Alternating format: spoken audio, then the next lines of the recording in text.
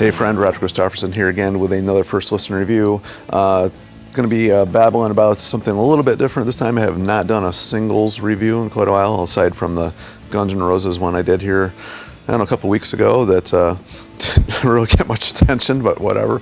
There's not a whole lot coming out this week at all. I got like 3 albums. One I did a review on, the Peter Criss one. I got a Corey, I think I said it wrong, Corleone live album, which is actually amazing. If you're like that band, I know nobody probably even knows who that is, but that album is cool, raw, rockin'. Get that one. And I got a yacht rock one, which is a metal yacht rock, just because I thought it sounded funny and had a whole bunch of people on there that I think I'm going to enjoy, but I haven't even listened to that one yet. That's all I got. Not much at all this week. I usually buy tons of stuff. I have tons of albums, so much that I can't even listen to it all. Sometimes it takes me like several days to get through it all. Not a whole lot coming out this week, but last night I sat down and in my recommended viewing stuff on YouTube, I saw there was a brand new single, third one for Megadeth. But before I get to babbling about that, be sure to like, share, and subscribe to keep this music alive. Even though Megadeth is calling it quits after this album, I guess we can still keep the music alive by talking about it, sharing it, know what we think about it. I've been listening to Megadeth since I first discovered them, which was Peace Sells. Actually didn't know about the first album. There was one back in the day. There was no internet when this stuff was coming out. We had to read about it in magazines and hear about it from friends. So it was Peace Sells for me. Of course, then I went back and got Killing Is My Business, and really enjoyed Peace Sells a lot more after that. Sorry, I had to say it. Those two albums are very jarring. Very different from each other. I probably just made some people mad saying that, but I was just a little joke. But anyway, getting back to this one, I don't edit on here, so I'm leaving that in it. But this is the third single off of this one, and I was really interested to hear what it sounded like. They've completely changed members so many times that they have different people coming and going, and I like what they have done. There's been some lineups that I like more than others. Let's say that. This lineup I actually enjoy. It's got James Lomenzo on bass still, which I knew from completely different style of music, but it's a different story. And on drums is Dirk Verburen. I hope I said that right. I was not really that familiar with it all until he joined this band. And then we have Timu Mantisarari. I don't know if I'm saying that right. I've never heard it said. I mangle names. It's my job. It's what I do on here. I do it well. So anyway, the song itself, it's called Let There Be Shred, in case I didn't say what it was.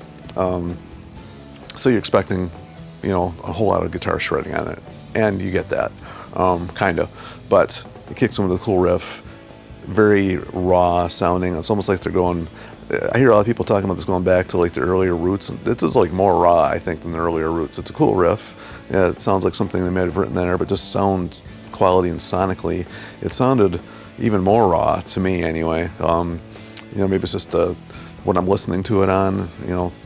YouTube is not the greatest place to listen to music, unfortunately. I'm so against that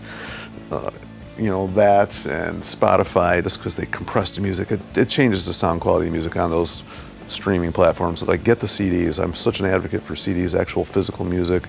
It's the way the band wants you to hear it. These other streaming platforms kind of like, I know people are going to argue with me about that, but this is my personal opinion. That's all this ever is. It's my personal opinion. So anyway, it could be just that aspect of it that's kind of changing the feel of it for me. But basically, it's just talking about him playing guitar. That's what the song is. Very adolescent lyrics, but that's fine. It's Dave. He kind of gets away with it somehow, even though I did find it a little bit, I found some of it a little cheesy, not going to lie. Born with a guitar in my hand or whatever it says there. All right, a little cheesy, funny. I'm sure he's doing it tongue-in-cheek, which, Dave's done that a lot in his life, so he kind of gets away with it. If it was just singing something like that seriously, I'd have to do a giant raspberry all over it. But because I think it's tongue-in-cheek, I found it kind of funny. And the song's catchy, and it's quick, and it's pretty basic back-to-business Megadeth. It's, there's really not much to it, honestly. There's nothing. It's not like a Rust in Peace, man. It's not like a Rust in Peace epic song, anything like that. It's not quite as, cool as some of the other riffs out there, but the main riff itself is actually really catchy and fast. It's just want a fast, Megadeth song with it is a cool riff. Don't get me wrong, it's a cool little riff, but it's a fast, in your face Megadeth song. That's what you got here. And I enjoyed it. I really did. I'm gonna like this album. I've heard the first two. I really like the first two singles.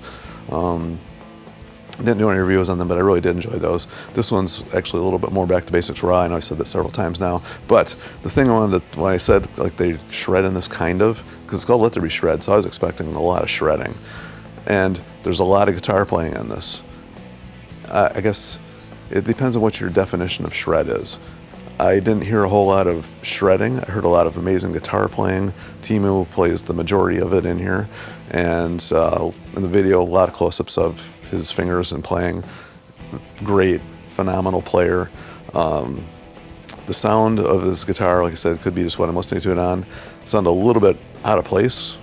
Very crystal clear tones coming through, and every note is perfectly played and everything. So, I mean, if you're into that style playing, which I am, that was enjoyable.